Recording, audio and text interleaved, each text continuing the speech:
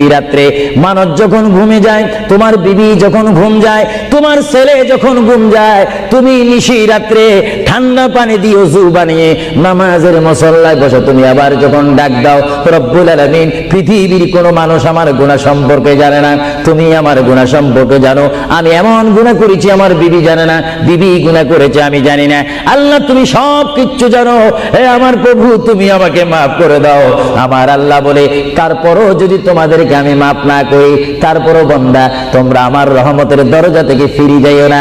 আমি তোমাদেরকে হুকুম দিচ্ছি, ওয়ালাউ আন্নাহুম ইয যালামু আনফুসাহুম জাউকা, বান্দারে যদি গুনাহ করে ফেলো আমার রহমত থেকে মুখ ফিরিয়ে তুমি চলে যাইও না।